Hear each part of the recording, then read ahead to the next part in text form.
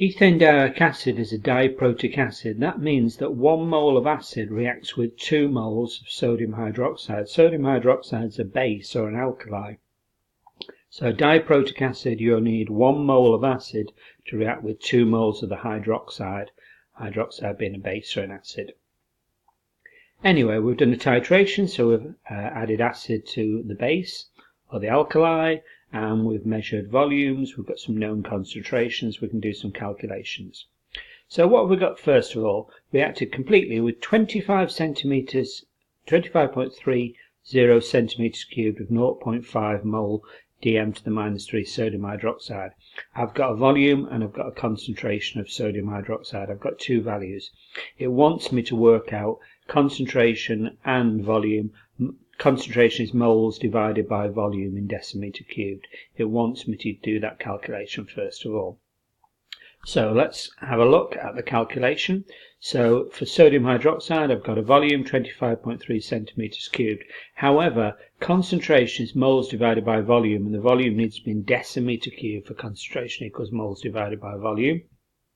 We can see the units of decimeter cubed there. So we know this centimeters cubed is going to match the decimeter cubed of the concentration. So let's change centimeters cubed into decimeter cubed. It's a small unit up into a larger unit, small unit up into a larger unit, so you divide by 1000. 25.3 divided by 1000, 0.0253 decimeter cubed. We've got the concentration already, that's fine. Concentration equals moles divided by volume in decimeter cubed. So concentration 0.500 equals number of moles divided by the volume in decimeter cubed, 0.0253. Multiply both sides by 0.253, so now you end up with moles equals 0.5 times 0.253. Number of moles of sodium hydroxide is 0.01265. Now, why have they given me an equation? What is an equation? An equation is a recipe, a chemical recipe to show me the amounts of chemicals that react together and what's made. So I've got 1 mole of the acid reacting with 2 moles of sodium hydroxide. I've got the molar ratios 1 to 2. 1 mole of this reacts with 2 moles of this. So if I've got sodium hydroxide 0.1265, 2 moles of sodium hydroxide will react with 1 mole of acid, half the amount. So if I half this amount, 0.01265 moles of sodium hydroxide, if I half it, 2 down to 1, it'll tell me the number of moles of acid that I've got. So divide by 2, I've got 0.006325 moles of acid reacting with 0.12565 of sodium hydroxide. I've now got the number of moles of acid in this 25 centimeters cubed. So the confusing thing now is that you might think, well, I've got moles of acid and I've got volume, I'll work out concentration of acid. You don't need to do that. But read the question. Calculate the mass of acid in the 25 centimeters cubed. So in this 25 centimeter cubed, I know I've got 0.006325. I've got the ethane dioic acid, so I can work out its MR. I've got moles, I can work out its MR.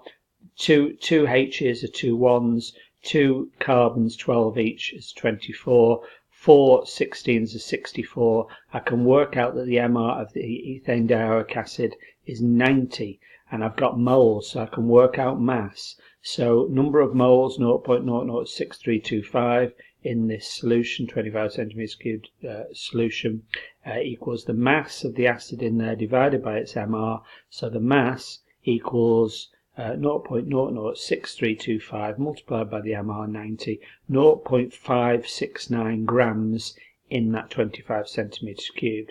It wants it in milligrams. How do I convert a big unit like a gram down into a smaller unit like a milligram and multiply by 1000 to go that way? So multiply by 1000 equals 569. I'm not sure why there's an 8 there. 569 milligrams. The student used a wash bottle containing deionized water when approaching the end point to rinse the inside of the conical flask. Explain why this improved the accuracy of the titration. Well, it washed any of the sodium hydroxide from the side of the flask into the mixture to make sure that all the sodium hydroxide had reacted. So washing it down into the flask, make sure that there's no sodium hydroxide on the side of the flask that doesn't react. Give the meaning concordant titers. What concordant titers is, if you do titrations, they're called titers. An individual result from a titration is called a titer. Then the three, if you've got 3 or 4 or 5 or 6 or 7, however many titers you've got, how many results from your titrations, you need to choose 2 titrations which are within 0.1 centimeters cubed of each other.